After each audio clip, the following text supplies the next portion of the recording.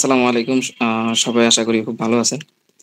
আ আমি আসলে এখানে টোটাল এক্সপেরিয়েন্সটাকে ৪ টা সেগমেন্টে বলবো আসলে। এখানে ১ম বিষয়টা হচ্ছে যে আমি ইউএস এর জন্য এপ্লাই করার আগে আমার স্ট্যাটাসটা কিরকম ছিল। তারপরে হচ্ছে যে কিভাবে 2nd টার্মে যেটা বলতে চাবো সেটা হচ্ছে যে আসলে ইউনিভার্সিটি আসলে কিভাবে ফাইন্ড আউট করছি।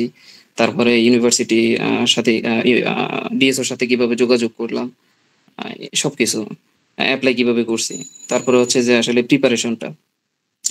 আর সর্বশেষ কিছু তিক্ত কথা বলবো আসলে এটা আসলে যে হজম করতে পারবে তার জন্য আসলে এটা খুবই ভালো হবে। আর যে হজম করতে না পারবে না পারবে আসলে তার জন্য এটা আমি মনে করি বদহজম।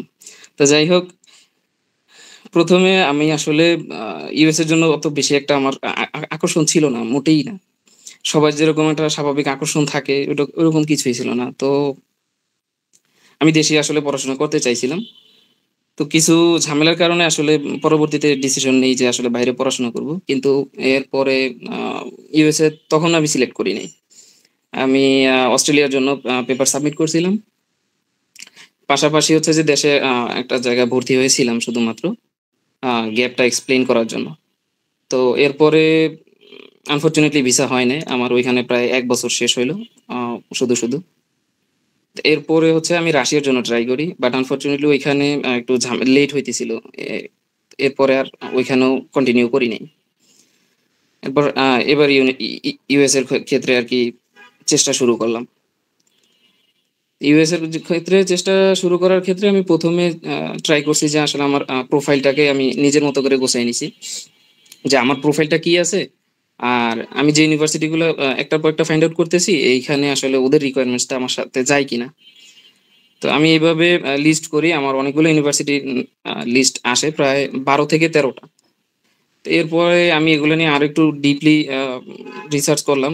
এরপরে হচ্ছে যে আসলেই ওই যে ইউনিভার্সিটি যে এই বর্তমান university south Dakota state university এই প্রফেসরের সাথে আমার যোগাযোগ হয়। তো উনি আমার ডাটা সায়েন্স এর ব্যাকগ্রাউন্ডে আসলে টোটাল ফিউচারটা কি উনি সবকিছু আমাকে এক্সপ্লেইন করছিল। এরপরে আমি আ ওই ইউনিভার্সিটিতে এপ্লাই করি। ১ম বার এপ্লাই করার পরে একটা ঝামেলার কারণে ওখানে তখন ভ্যাকেশন চলতেছিল। ওনারা হচ্ছে আ ইয়ে করতেছিল মানে অনেক দেরি করতেছিল এটা রিপ্লাই দেওয়ার জন্য। পরে আমি মেইল করার পরে ওরা আ হঠাৎ করে হচ্ছে যে রিপ্লাই দিল যে আমাকে আবার নতুন করে এপ্লাই করতে হবে। ওটা ক্যানসেল হয়ে গেছে। আমি আবার এপ্লাই করলাম। তো ২ বারে হচ্ছে যে আমার সর্বসাকুল্যে $৪০ হচ্ছে পেমেন্ট করা লাগছে। এরপরে আমি ৩ দিনের মাথায় হচ্ছে আমি অফার লেটারটা পাই আলহামদুলিল্লাহ। এরপরে আমি I-20 এর জন্য এপ্লাই করি। আর রাতে ১০ টার দিকে হচ্ছে বাংলাদেশ টাইম রাতে ১০ টার দিকে হচ্ছে আমি I-20 এর জন্য এপ্লাই করি। অ্যান্ড আ ফজরের নামাজের পরে অর্থাৎ মোটামুটি ৭ টার দিকে হচ্ছে আমি ইমেইল রিফ্রেশ করে দেখি যে আলহামদুলিল্লাহ আমার I-20 টা চলে আসছে। তো এরপরে ডেটটা নিয়ে হচ্ছে খুব ঝামেলায় পইড়া গেলাম। আ DS-160 ফিল আপ করলাম, সেভিস ফি দিলাম। এরপর আ হচ্ছে যে ইয়া ডেটটা নিয়ে খুবই ঝামেলায় পড়ে গেলাম। আ মোটামুটিভাবে কোনো ডেটই পাইতেছিলাম না। মে, জুন এরকম টাইপের কোনো ডেট পাইতেছিলাম না। তো একটা এজেন্সির আসলে হেল্প নিছিলাম যে ওরা আমার ডেটটা নিয়ে দিবে। বাট ওরা আছে যে জুন, জুলাই কোনো ডেটই পায় নাই। দিতে পারে নাই আমাকে। আগস্টের ১১ তারিখ ফাইনাল একটা ডেট পাইলাম। ১ম এ পাইছি হচ্ছে আগস্টের ১৯ তারিখ। আ ১৮ তারিখ। ১৯ তারিখ ছিল ওরিয়েন্টেশন ফল সেমিস্টারের। তো এরপরে ট্রাই করলাম অনেক ট্রাই পরেও আনফরচুনেটলি হয় নাই। ২ বার ইয়ার অপশন ছিল ২ টাই শেষ করলাম তাও হইল না। ওরা ইয়ার অ্যাকসেপ্ট করে নাই। তো এরপরে হচ্ছে যে আগস্টের ১১ তারিখ একটা ডেট পাইছি ওইটা নিয়ে নিছি। যাতে করে হচ্ছে যে orientation A at least join করা যায়। তো এরপরে হচ্ছে যে আমাদের দেশে তো আশা করি সবাই জানেন যে কি ঝামেলায় যাওয়ার কারণে ডেটটা ক্যানসেল হয়ে গেল আনফরচুনেটলি। এখন হচ্ছে যে আবার একটা ইয়ার অপশন পাইলাম। ওইটাও ট্রাই করলাম বাট ওইটাও ওরা ডিনাই করল। তো আমার টোটাল আমি ১ম পেমেন্টে ৩ বার রিশিডিউল করলাম। আর লাস্ট হচ্ছে যে ৩ বার হচ্ছে যে ইয়ার করলাম। এরপরে আমি ১ম পেমেন্টটা আমার শুধুই গেল, কোন কাজে আসলো না। এরপরে আমি আবার পেমেন্ট করি। পেমেন্ট করার পরে হচ্ছে যে ইয়ার পাইলাম ২ টা। তো আমি ১ম বার ইয়ারটা করলাম। যখন দেখতেছি যে আসলে ওরা কন্টিনিউ ইয়ার গুলা অ্যাকসেপ্ট করতেছে, মোটামুটিভাবে খোঁজ খবর রাখতেছিলাম। তো আলহামদুলিল্লাহ ইয়ারটা অ্যাকসেপ্ট হইলো। তারপরে ডেট নিলাম। তাও তো ফেব্রুয়ারির দিকে ডেট ছিল না। আ সেপ্টেম্বরের দিকে কোনো ডেট ছিল না, ফেব্রুয়ারির দিকে ছিল। তো ফেব্রুয়ারির ডেট আ অপেক্ষা করতে ২ দিন অপেক্ষা করার পরে হচ্ছে সেপ্টেম্বরের ডেট পাইছি। ৮ তারিখের ডেটে আমি রিশিডিউল করে নিলাম। তো এখানে হচ্ছে যে প্রিপারেশন এর যে ব্যাপারটা, আ প্রিপারেশন এর ক্ষেত্রে আমি করছি কি সাধারণত ইউএস এম্বাসিতে যে সমস্ত কোয়েশ্চেন গুলা করে, আমি আবার হচ্ছে যে সম্ভাব্য কোয়েশ্চেন গুলা কি রকম হইতে পারে, আমি এরকম প্রায় এগুলো লিস্ট করি। আমার প্রায় ৩৭ টা কোয়েশ্চেন আমি হচ্ছে যে লিস্ট করছিলাম। তো এখনো আমার কাছে ওইটার নোটটা আছে। তো আমি হচ্ছে ওইগুলা লিস্ট করার পরে আনসার গুলা এবার রেডি করা শুরু করলাম। তো আনসার গুলা রেডি করছি এমনভাবে যাতে হচ্ছে যে মোটামুটি একটা আনসারের ভিতরে হচ্ছে যে মোটামুটি ২-৩ টা কোয়েশ্চেনের আনসার চলে আসে এরকম ভাবে। তারপর হচ্ছে ওটার উপরে প্রিপারেশন নিলাম। নেওয়ার পরে হচ্ছে যে গ্রুপে আগে থেকেই জয়েন ছিলাম। গ্রুপে সবাই আপডেট দিতেছিল, বিভিন্ন জিনিস দেখতেছিলাম। তখনও হচ্ছে যে অত বেশি একটা অ্যাক্টিভ ছিলাম না। বাট হচ্ছে মকে জয়েন করতাম। বাট আমি মক দিতাম না। দেখতাম আসলে কিভাবে দিতেছে কি আসে এই বিষয়ে। নার্ভাসনেস কাজ করতো অনেক। তো এরপরে মোটামুটি প্রিপারেশন নিয়ে একদিন হচ্ছে যে ১ম বার মক দেই। তো ঐদিন এতটা নার্ভাস ছিলাম যে আসলে মনে হয় যে আমার প্রেশার মাপলে হার্টবিট মানে রিডিং পাওয়া যাইত না মেশিনে। এরকম একটা অবস্থা ছিল। তো এতটা নার্ভাস হয়ে গেছিলাম। তো ঐদিন মনে হয় খুব সম্ভবত অনন্যা আপু আমার নিছিল। আ উনি বলছিল যে অনেকগুলা মিস্টেক আছে। তো আমার উদ্দেশ্য ছিল যে আমি আমার মিস্টেক গুলা ফাইন্ড আউট করবো আরকি।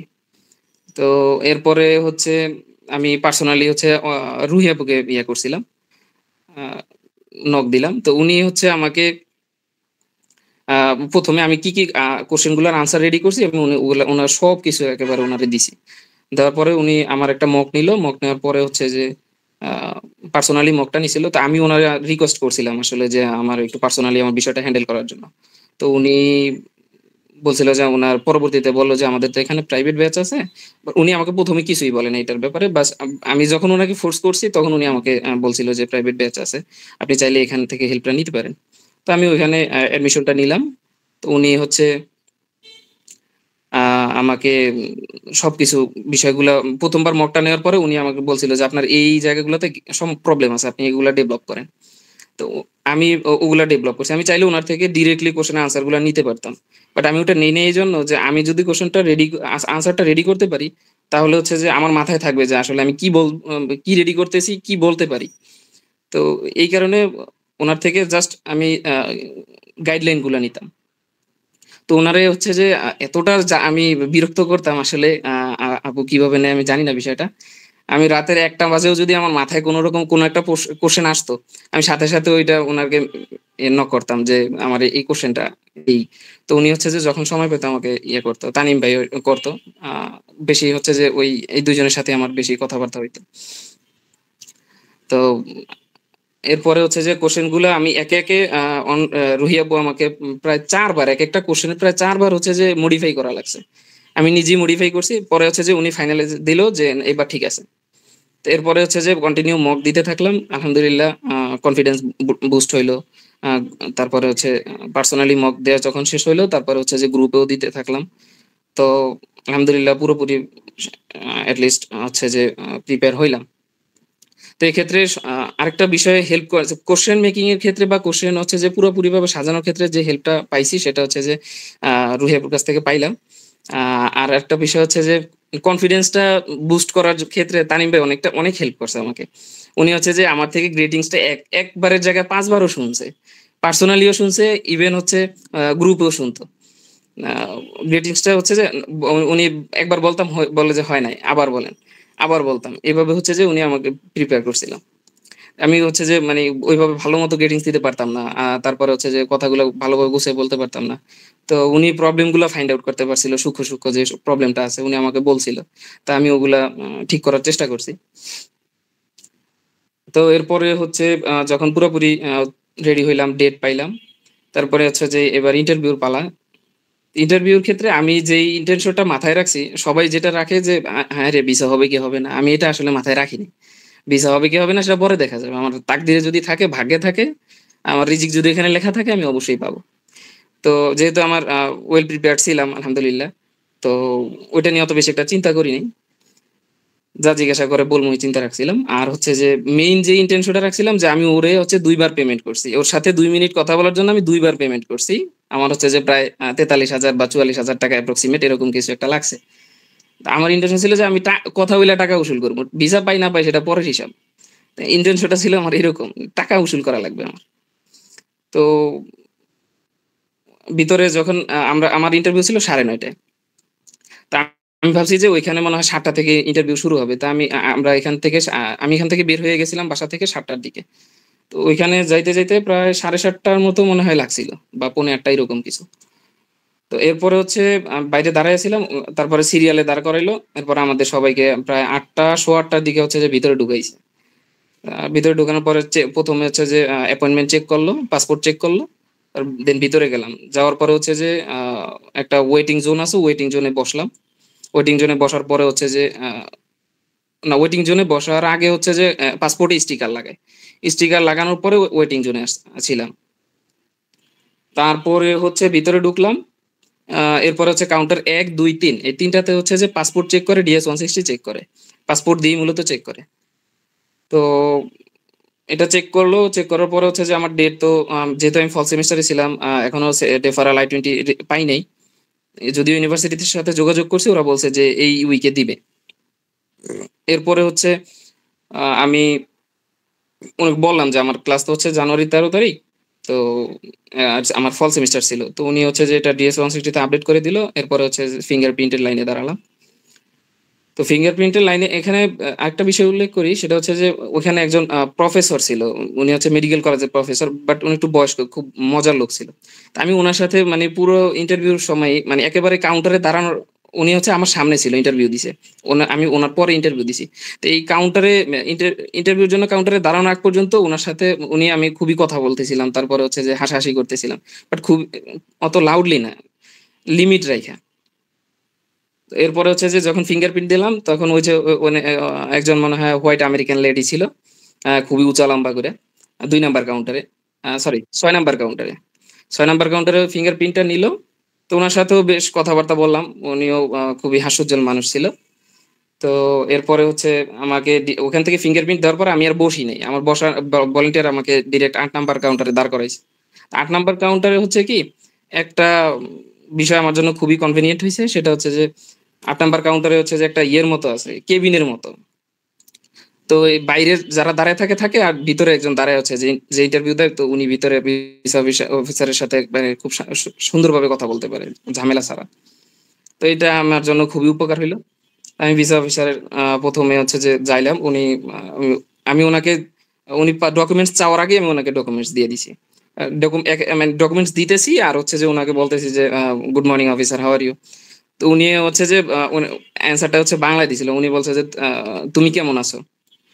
তো একটু হাসলো, উনিও হাসলো, আমিও হাসলাম। এরপরে হচ্ছে যে আমি বললাম যে "hope you are having great time in Bangladesh." তো উনি বলল যে "ইয়েস।"